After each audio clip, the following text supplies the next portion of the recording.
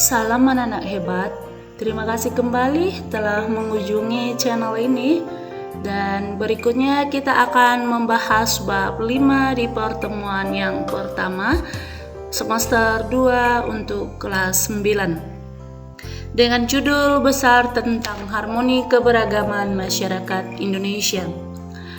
Tahukah anak-anak yang hebat bahwa materi di bab 5 ini ada hubungan dengan materi kita bab 4 sebelumnya dengan judul besar keberagaman masyarakat Indonesia dalam bingkai Bhinneka Tunggal Ika, dengan terdiri beberapa submateri di dalamnya. Yang pertama, bagian A besar, makna persatuan dalam kebangsaan. Bagian B tentang prinsip persatuan dalam keberagaman suku, agama, ras, dan antar golongan. Bagian C tentang permasalahan keberagaman dalam masyarakat Indonesia. Dan yang terakhir bagian D tentang upaya pencegahan konflik yang bersifat SARA.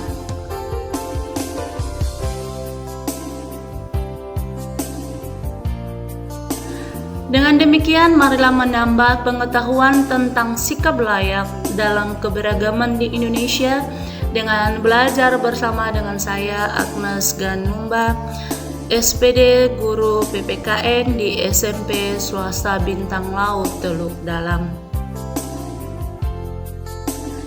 Di sini kita lihat tujuan pembelajaran.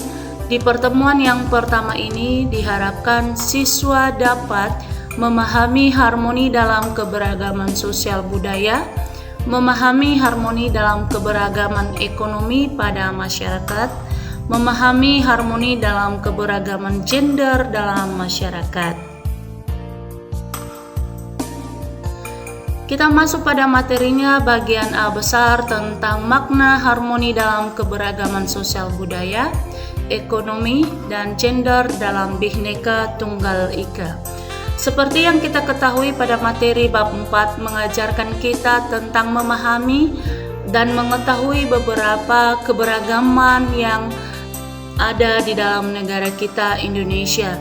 Maka berikutnya di submateri nomor 1 kita akan kembali memahami beberapa keberagaman tersebut. Harmoni dalam keberagaman sosial budaya. Di sini kembali dia mengingatkan bahwa di dalam masyarakat Indonesia yang beraneka ragam diperlukan adanya harmonisasi dalam masyarakat. Harmonisasi itu sendiri adalah untuk menciptakan kepaduan keselarasan, saling menghormati, menyayangi, serta menyinergikan dalam menyelaraskan segala macam perbedaan secara ikhlas dan alamiah di lingkungan sosial budaya. Karena menurut Kamus Besar Bahasa Indonesia bahwa harmonisasi itu adalah berbicara tentang keselarasan. Kehidupan masyarakat Indonesia yang berasal dari latar belakang yang beragam ini merupakan keindahan sebuah komunitas sosial. Apabila di sini dia katakan masyarakat mampu menerima berbagai perbedaan itu dan menjadikannya sebagai sarana untuk saling memahami. Kalau di Jawa mereka menyebutnya tepo seliro. Dan juga kita memiliki sikap toleransi yang akhirnya akan mempererat persatuan dan saling mencintai. Keberagaman sosial pada masyarakat Indonesia akan melahirkan bermacam-macam status sosial, mata pencaharian, serta kedudukan dan jabatan di dalam masyarakat. Dan karena kita sebagai manusia makhluk sosial, sehingga dengan keberagaman tersebut, setiap individu dalam masyarakat akan saling membutuhkan dan saling melengkapi. Karena pada sewajarnya bahwa individu setiap manusia tidak dapat hidup sendiri, namun selalu membutuhkan orang lain yang ada di sekitarnya. Kekayaan bangsa Indonesia juga nampak dari keanekaragaman budaya daerahnya yang memiliki ciri khas masing-masing, misalnya berupa alat musik tradisional, senjata tradisional, rumah adat, lagu-lagu daerah, kerajinan tradisional, pakaian adat, bahasa daerah, makanan tradisional, dan tradisi daerah. Berikutnya, kita akan melihat subjudul kecil kita nomor 2 tentang harmoni dalam keberagaman ekonomi pada masyarakat. Perekonomian di masyarakat Indonesia beraneka ragam sesuai dengan tingkat penghasilan, pekerjaan, jabatan, maupun latar belakang pendidikan yang ditempuhnya, sehingga taraf hidup masyarakat pun akan berbeda-beda. Ada yang berkecukupan dan ada juga yang kekurangan. Namun, harmonisasi antara anggota masyarakat yang berbeda ini haruslah dapat terpelihara. Keadaan masyarakat yang mengalami kemiskinan serta tidak mampu memenuhi kebutuhan hidupnya, misalkan meliputi makanan, pakaian, tempat tinggal, pendidikan, dan kesehatan. Akibat berkurangnya pendapatan masyarakat, menyebabkan masyarakat tidak dapat hidup secara layak. Perlu ada upaya membantu kehidupan mereka ini untuk dapat meningkatkan penghidupannya yang lebih baik.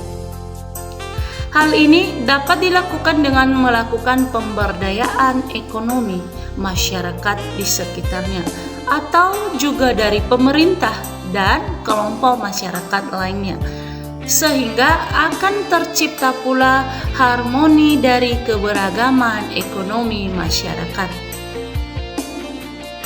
Berikutnya kita akan melihat subjudul kecil kita nomor 3 tentang harmoni dalam keberagaman gender dalam masyarakat. Gender berasal dari bahasa Inggris yang berarti jenis kelamin. Gender merupakan suatu sifat yang melekat pada laki-laki dan perempuan. Gender menunjukkan pembagian peran, kedudukan, dan tugas antara laki-laki dan perempuan berdasarkan sifat-sifat yang dimilikinya.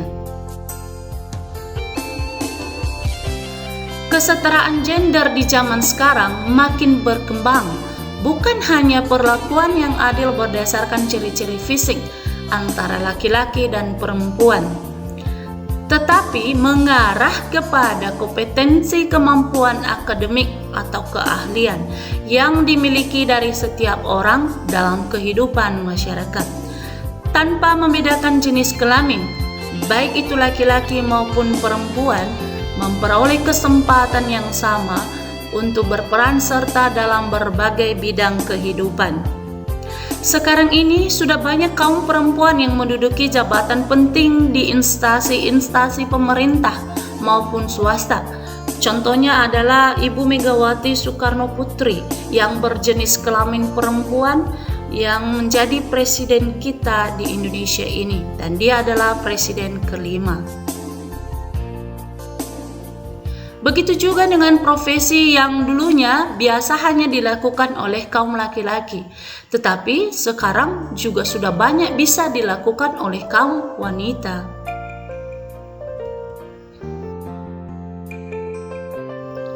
Sementara itu, kaum laki-laki saat ini juga banyak melakukan pekerjaan-pekerjaan yang dulunya biasa dilakukan oleh kaum perempuan. Contohnya saja yang berprofesi misalnya sebagai chef atau ahli masak, desainer atau penata rias. Nah, dengan demikian, apapun profesi, kedudukan atau jabatan di masyarakat, baik laki-laki maupun perempuan, memiliki kesempatan yang sama untuk berperan serta dalam kehidupan sosial, budaya, ekonomi, politik, pertahanan, dan keamanan sesuai dengan kemampuan masing-masing.